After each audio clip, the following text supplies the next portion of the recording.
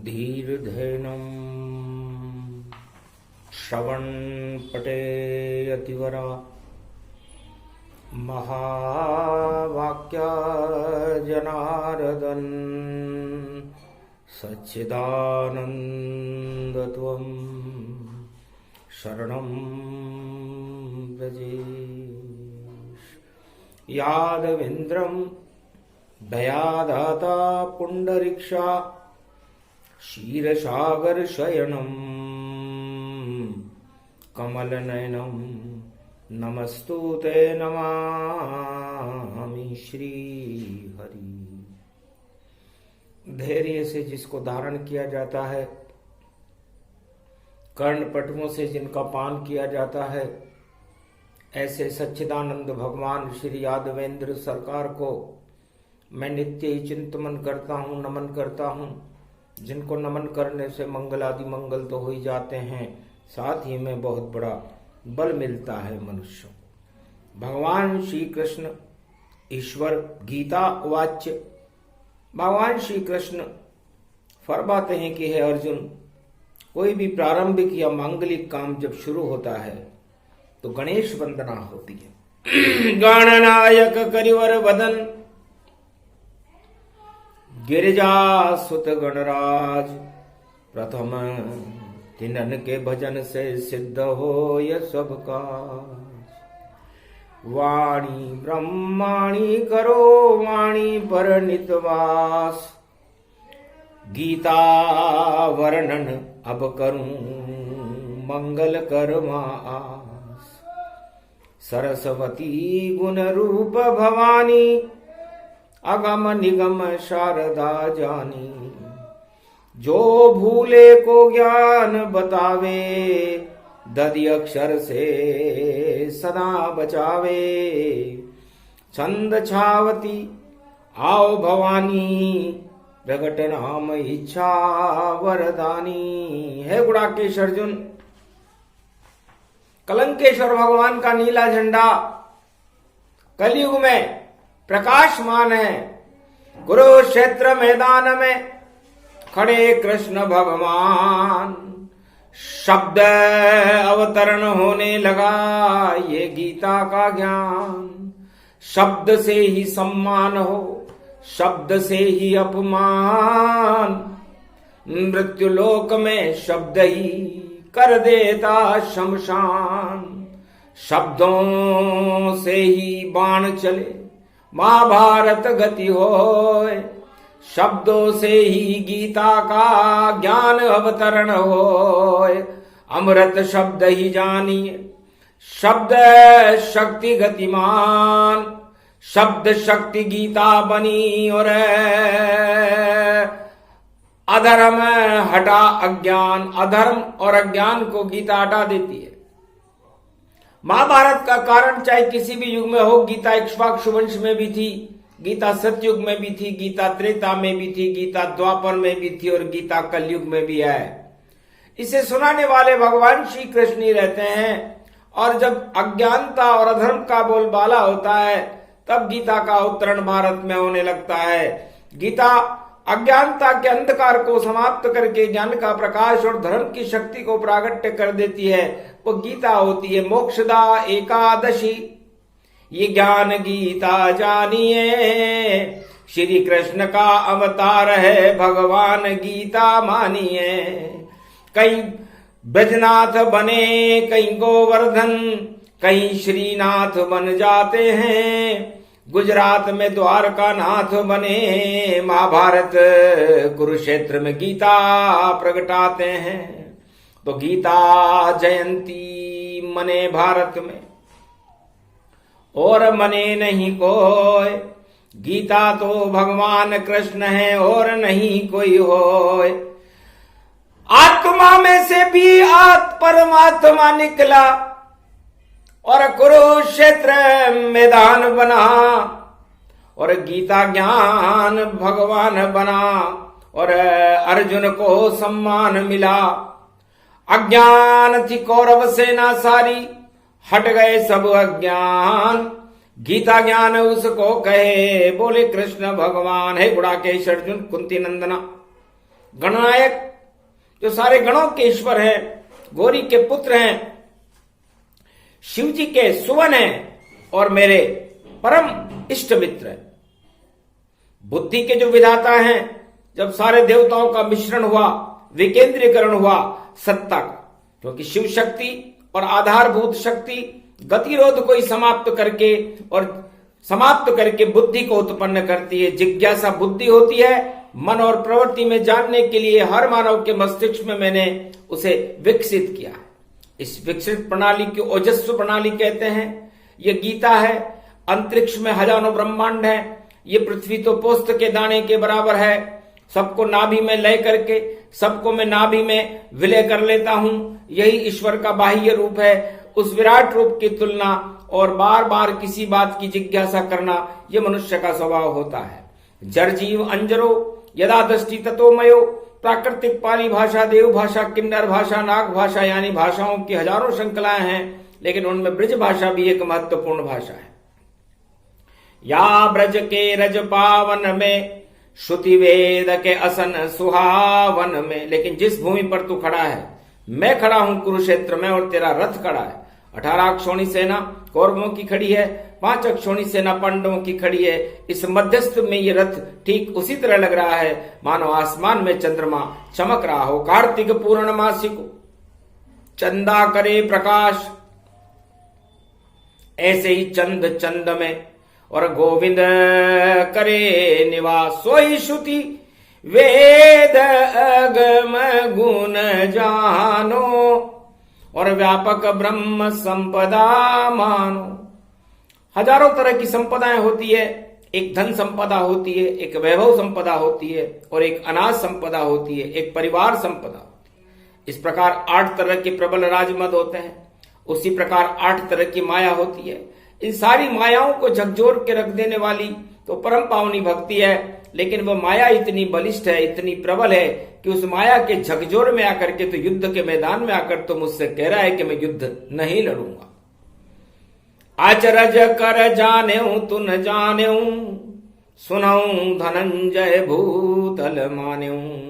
भूमंडल के ऊपर अगर कोई क्षत्रिय युद्ध के मैदान में यह बात कहे तो यह ठीक उसी तरह से है जैसा कि भूखा आदमी सट्टे से व्यंजन उसके सामने थाल परोस दिया जाए और वह कहे कि मैं भूखा नहीं हूं, मैं क्षुधा रहित हूं, तृप्त हूं, तो एक हास्य विनोद की बात होगी। है अर्जुन, तुम क्षत्रिय हो, क्षत्रियों का लड़ना ही धर्म है।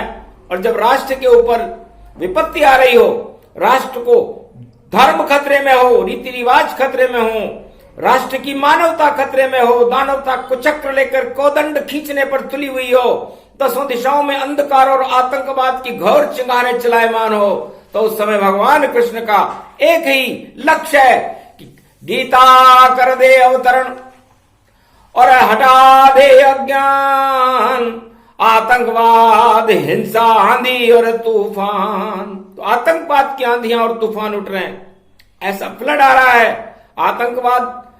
उस समय कोई क्षत्रिय का पुत्र ये कहे कि मैं युद्ध नहीं करूंगा, यदो दृष्टि ततो मयो ज्ञान चक्षु दुर्लभो पांडव नंदना कुंती नंदना गुड़ाकेश। गुड़ाकेश में बड़े प्यार से कहता हूं, बड़े सौंदर्य से कहता हूं, बड़े गौरव से कहता हूं, क्योंकि तेने निद्रा पर विजय प्राप्त कर ली है। जो निद्रा पर विजय प्राप्त कर लेता है उसे मैं गुड़ाकेश कहता हूं। कामादि शक्ति प्रतिभतो प्रत्यक्षते किम प्रमाणम। जो कोई व्यक्ति कोई काम को करके बता दे तो उसमें गवाही की जरूरत नहीं पड़ती, शहादत की जरूरत नहीं पड़ती। आज भारत में हम भाग्यशाली हैं, कर्मेष्टि हैं और इस बात को हम बिना गौरव छुपाए हुए कह सकते हैं कि दावानल अग्नि में कूदने वाले वीरों का यह घोर संग्राम है।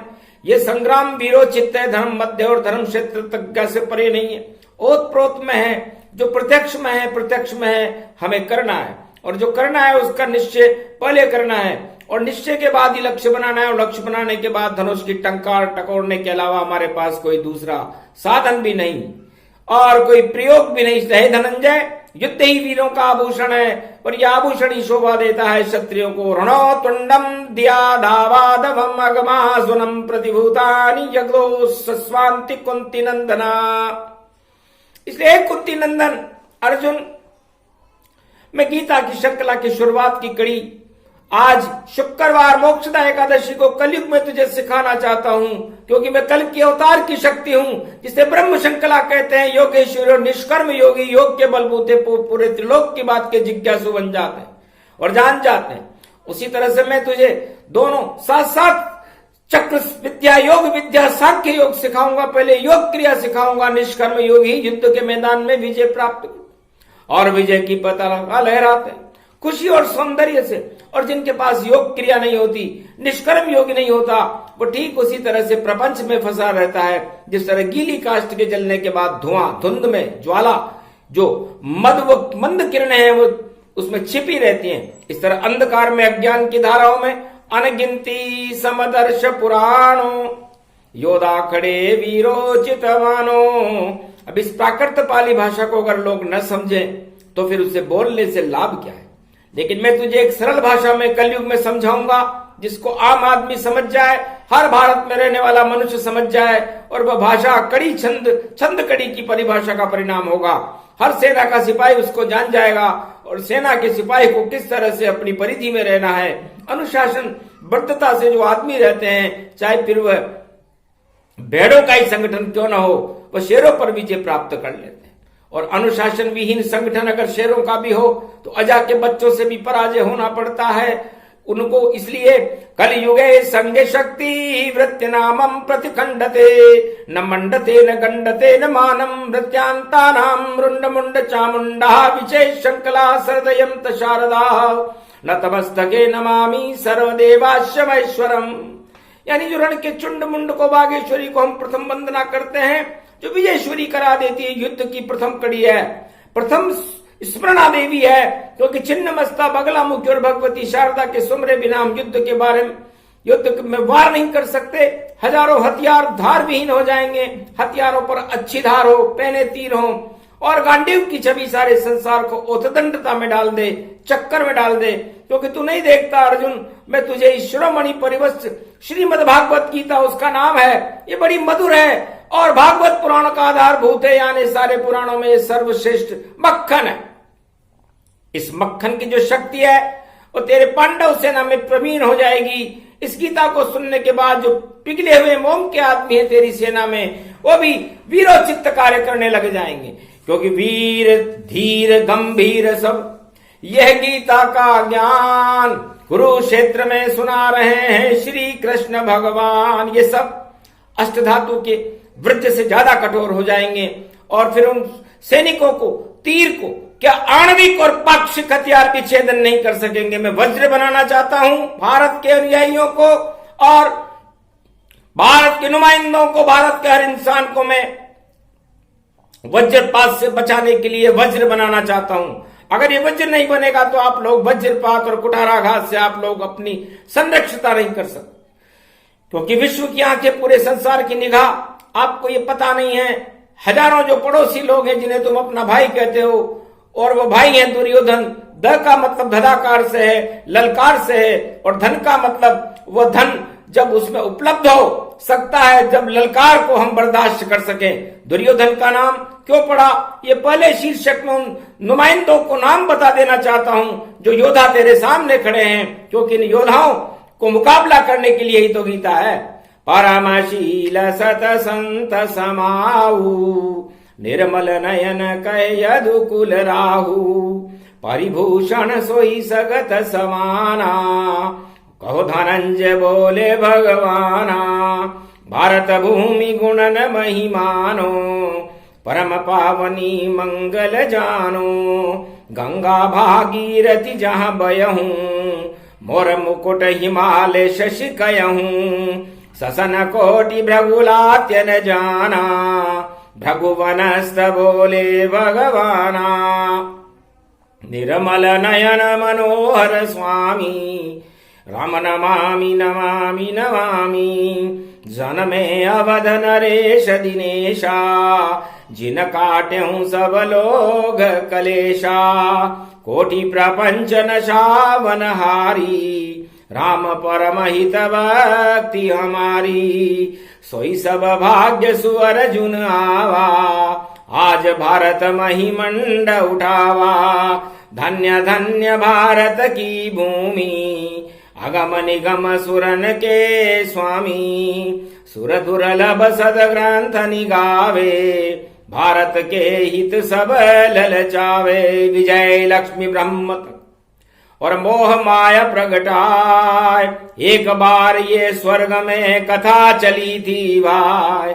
यक्ष वंश में सूर्य नरेशु, जिन पूछी सब गए हूं कलेशु। नई नई कोई बात बताऊं, पूरब की सब याद दिलाऊं। हे धनंजय अर्जुन कुड़ाकेश, तू पहले भी था, मैं भी पहले था। यक्ष वंश के राजाओं का युवराज था तू। जो सूर्य वंश के पहले राजा हुए वहां सारे देवता आते थे, वहां देवताओं का महामंडला जुड़ता था।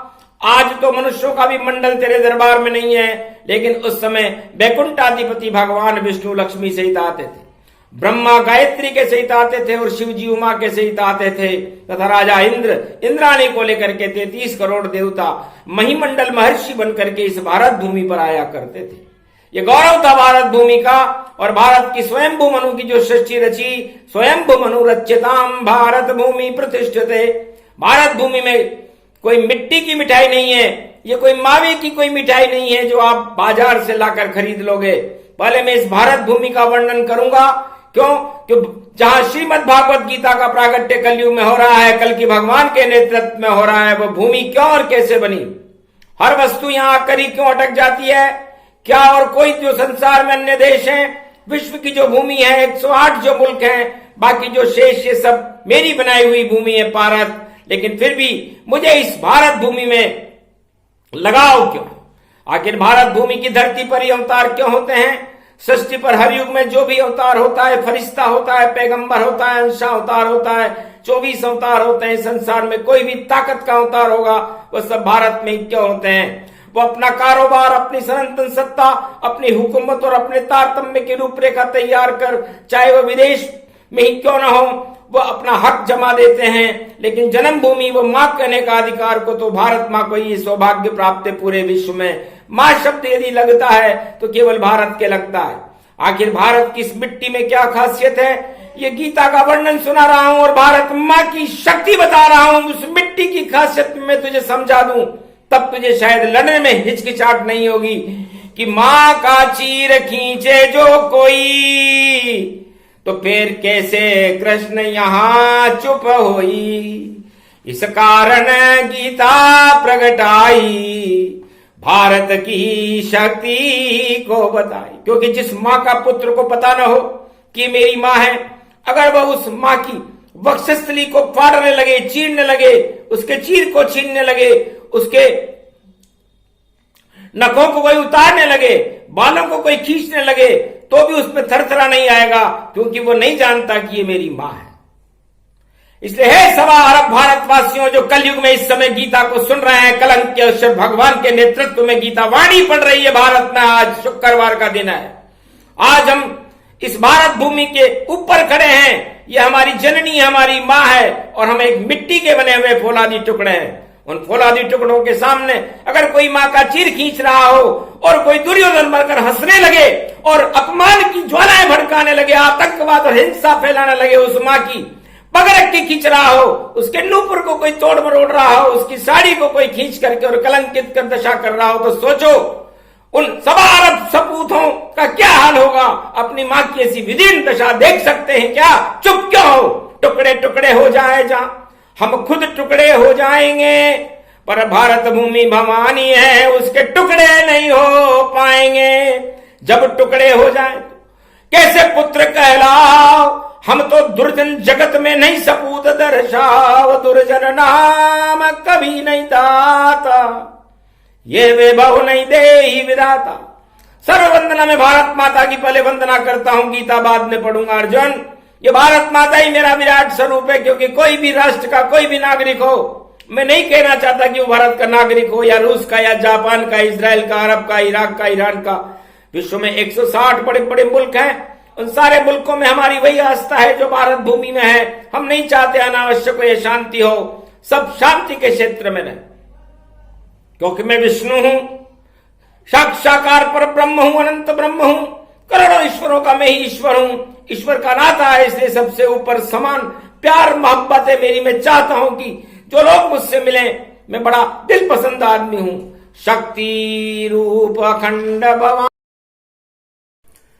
मैं बड़ा दिल पसंद आदमी हूं, बड़ा स्वतंत्र विचारों का और संकुचित विचारधारा से करोड़ों योजन दूर हूं।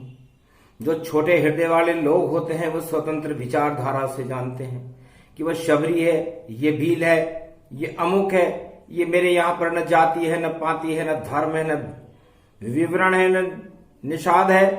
मैं निष्क्रिय हूं, निष्कपट हूं, निष्भाव हूं, तेजोमय हूं, असोमयो तपो भूमि तपेश्वर है, अखंड परमेश्वरा मंगलम भगवान विष्णु यदो दृष्टि दया दातात्ये हतियांतानाम प्रतिभूतानि गद्यम गद्यनम गद्यनम शेषम शासोमम अमृतांजनम तेजो पुंजम महेश्वरम अखंड पर ब्रह्म निराकारम ज्योति स्वरूपम पर ब्रह्म गयो गत्याम मैं गृध्यम कुंती नंदना। मैं परिभूषित से आभूषित हूं, सब सिंधुओं में परम पूजनीय हूं। हजारों शंकर मुझे अद्रत करते रहते हैं, ब्रह्मा अर्घ देते रहते हैं, करोड़ों शक्तियां मेरे पीछे परिक्रमा लगाती रहती।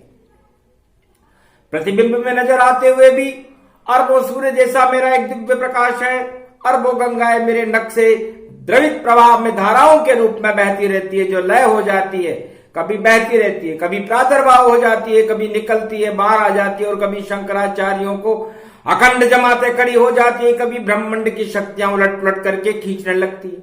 चंद्रमाओं की अमृत धारा बहने लगती है, धारा प्रवाहिक सहस्त्र वेदों का अवतरण मेरी जिह्वा जुबान से होता रहता है। इसलिए मैं अखंड वेदाचार्य निष्कर्म अखंड ब्रह्मचारी जगत गुरु शंकराचार्य श्री कृष्ण हूं, मधुसूदन हूं, वासुदेव हूं, नंद कानंदन हूं, केशव हूं, क्लेशनाश हूं, कंसनाशा यदादर्श अखंड भूमि कुरुक्षेत्रो जंगेलान प्रतिभूतानि श्री कृष्ण वाच्य। भगवान श्री कृष्ण कहते हैं कि मैं इसलिए अपने आप को तेजस्वी महापुरुष तो नहीं कहता, लेकिन सारे संसार का दिल और दिमाग हूं। तू मुझ में है, तू अपने आप को कहां बाहर प्रदर्शन करता है? अर्जुन तो किस पर खड़ा है? तू मेरी नाभि पर खड़ा है, मेरे मस्तिष्क पर खड़ा है, मेरे हाथों पर खड़ा है, मेरे हृदय में खड़ा है, और मुझसे बाहर कोई है नहीं। अगर कोई मुझसे बाहर अपने को समझता है तो उसके समान कोई दूसरा अज्ञानी नहीं है। मैं तत्व रूपी आत्मदर्शी हूं, शक्ति हूं, और मैं ही सब कुछ हो। ये तो गीता शक्ति है जो महाशक्ति हो। इसलिए गीता जयंती के बाद, मलमास के बाद मकर संक्रांति पर्व पड़ता है, और भारत में मकर संक्रांति का पर्व बड़ा शुभ होगा, भारत का गौरव बढ़ेगा। क्योंकि जब सूर्य भगवान का जन्मदिन आता है और ये मकर पर्व आता है, तो भारत का सैन्य बल ईश्वर कृपा से बढ़ने लगता है, धन बल बढ़ता है, वैभव बल बढ़ता है, प्रतिष्ठा भारत की बढ़ती है, और भक्तों की ज्ञान वृद्धि हो जाती है।